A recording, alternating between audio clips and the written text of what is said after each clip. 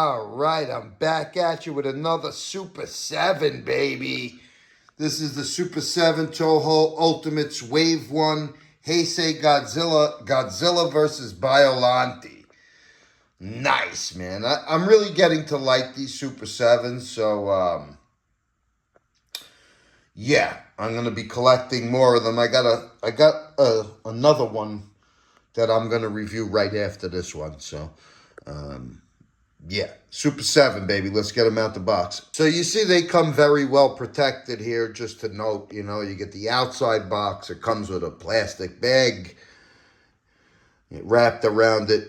Nice. You know what I mean? That's pretty cool on the packaging. And you could see right off the bat, this box looks crazy. So let's take a look.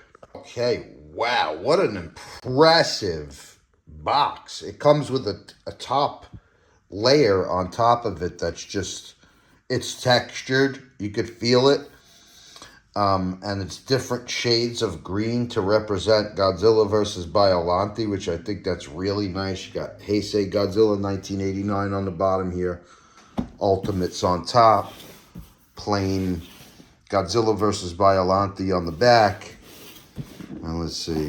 No, nothing on the bottom. But wow. What a cool box. That's awesome. And you could feel each of these things. It's textured here. Wow, very cool. You got the different shades of green here from the Godzilla versus Biollante logo. And yeah, that's it, baby. Super 7. So let's take the top piece off and see what it looks like underneath. Okay, wow, look at that. That looks nice with the black and green. Now it goes more to like a black and green with the goji inside. That looks sick right there. You can see the accessories. You're getting 2 extra sets of hands, an extra head, and then you get the one hand that Biollante poked through with the venomous, well, poisonous green splooge. And, of course, the tail you have to put on. But, yeah, you can see there's the side of the box with the window, the back of the box, which looks really nice. You could see Godzilla battling Biollante here. Heisei Godzilla. Godzilla versus Biollante. The Godzilla Heisei era lasted from 84 to 95. This era was nicknamed the Versus series in Japan due to the word versus being featured in most of the film titles. The Heisei era of Godzilla films follow a different continuity from the Showa era, which we know that, ignoring every movie except the original 54 Godzilla. These films all take place in a single timeline, featuring a technologically advanced humanity combating Godzilla and other giant monsters. Nice. Window on the side. Super cool, boys. Let's get them out of the box. Okay, give you a closer look at the clamshell with all the accessories. The tail is in the back. Okay, so here's the goji with all of the accessories that comes with. Really, really nice looking. I love how dark it is. It's almost black, real dark gray. And I like a Godzilla that's that color. So I think he looks actually really, really nice here. This, I originally thought that was like maybe the base of the tail. It's actually not. I think it's basically Biollante's tentacles, and it's supposed to wrap around his neck. Of course, you have an extra set of claws, closed fist hands that grip, the open mouth head, and of course the punctured claw. And that's really nice. Figure looks really, really good.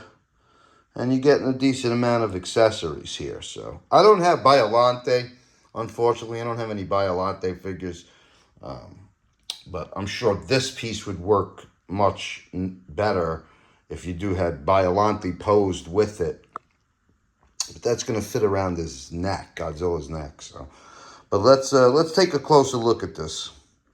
Okay, so I got a few of the Super 7s before, the Godzilla -1s, which I quite liked. And so I really like the box on this one. So, I wanted to try it. Plus, Godzilla versus Biollante, I like that movie. It was very interesting in concept. So I figured I would check this one out. I quite like the head sculpt on this closed mouth head here. You know, the teeth are just okay here. They look like one strip on the side, which I don't really care for, but the front is nice. And I think the nose, brow, and eyes are well done on this figure. They look nice. The eyes are a highlight, I think, here. And like I said, I love the color of this figure, the dark color of this figure. This Bio Goji suit, there were two of them, which would eventually become, you know, the two suits that they used for Godzilla versus King Ghidorah in 1991 with some modifications on it, you know. But I think, you know, the head sculpt is pretty much on point here. It's fairly screen accurate. I like the way, you know, they kind of nailed the body. I feel at the head and the body here, the barrel, chest, and the neck. I like that. The dorsal plates are really nice here. They're pretty fairly simple and basic in terms of the paint job, but they're nice. They pop. They make the figure pop, and they're nice. I like that charcoal going into the white, and it goes down all the way to the tip of the tail, which, you know, I hate to say it, is probably the flaw of this figure. The way the tail attaches at the base here makes it, you know, you see that right there, that gappage and that floppiness where he kind of like has to sit back onto his tail. You get some good movement like side to side on the tail, but, you know, you really have to like kind of prop him up like that, or otherwise he's sitting back onto the tail because of the way it is, because of how floppy it is. So you kind of have to, you know, like prop the tail up when you push his legs. So, yeah, I don't really care. I don't think it's a great tail on this figure. You know, that's one of the drawbacks of it. You can move the tail around, but it's not really, you're not getting too much curvature on it, and it really only goes well side to side. And again, you can see it's like Godzilla sitting back in a chair, where you would have to like kind of prop him up to make it look like he's not doing that. So that's the one drawback. I don't think it takes too much away from it, you know, like if you're posing them on the shelf, there's going to be ways around that. You know, but that's a drawback of this figure. You're not getting too much bend at the knees here as well, you know. I guess, you know, that's part and parcel for this particular Godzilla. He had big legs, and it's kind of hard to achieve articulation with such big, thick thighs and legs here, you know. Yeah, that's what I would have to say. The articulation just overall for this figure is kind of stiff. There's only so much you could do with it. We're going to pose him, so I'll show you.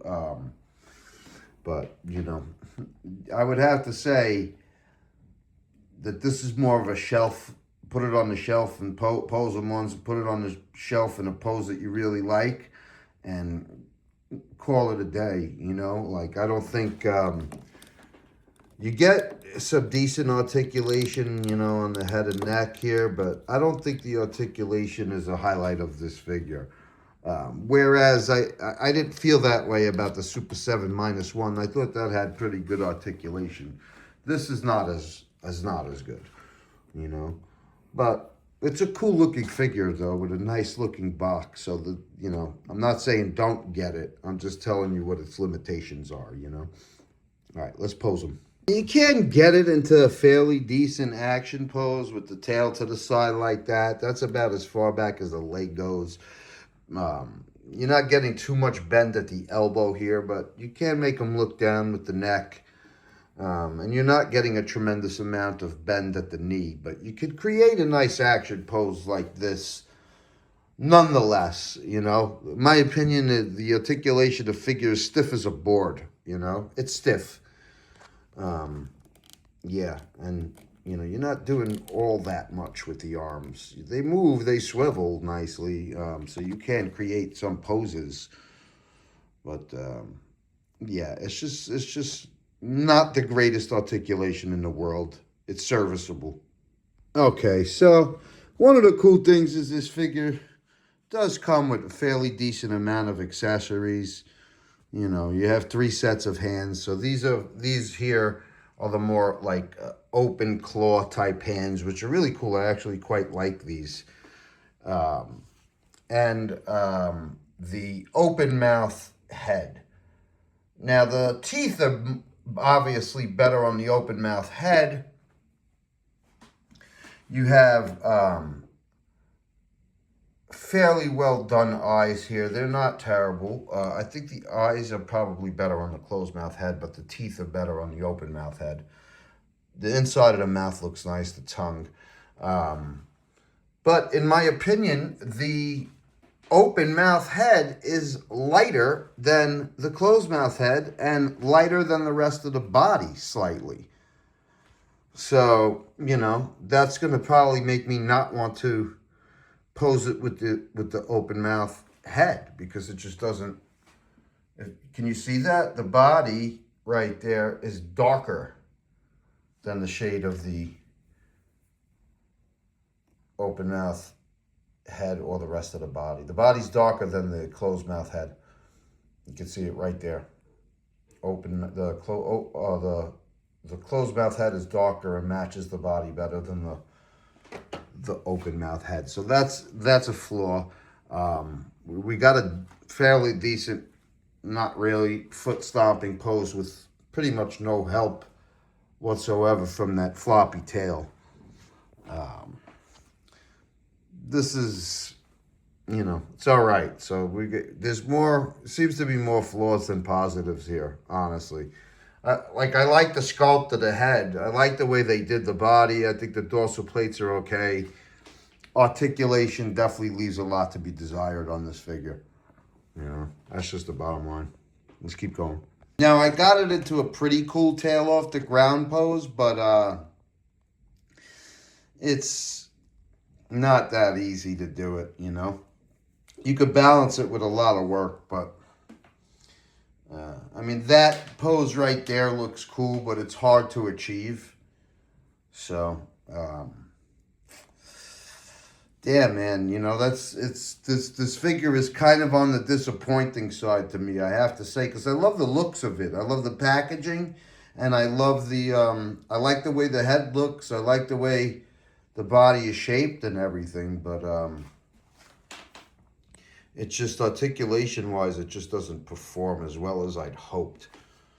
But still, I can get him into a nice tail off the ground pose like that. Fairly cool pose, You're limited on articulation everywhere on this figure. There's not much you could do with the arms. Kind of simple and basic on the head and neck. Feet are stiff as a board, legs are stiff as a board, and the tail is just a floppy mess. So, okay, so now these are some cool accessories which definitely add to the figure. First is you have Godzilla's wounded hand where Biollante stuck her tentacle through, which is really nice, that looks pretty cool. And then you have Biollante's tentacles wrapped around Godzilla's neck here, which you have to just pop the head off, pop that on, and pop it back on.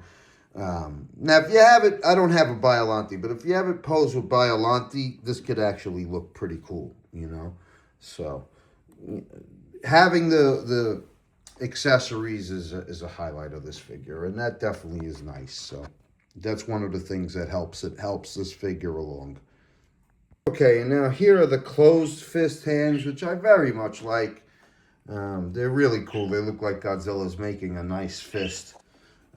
So, yeah. These accessories are really what's keeping me from you know, not really liking this figure because they are some cool accessories. And I certainly like, I'm certainly going to leave it posed with the closed mouth head. I think it's just a better head, and the matching color goes much better with it, you know.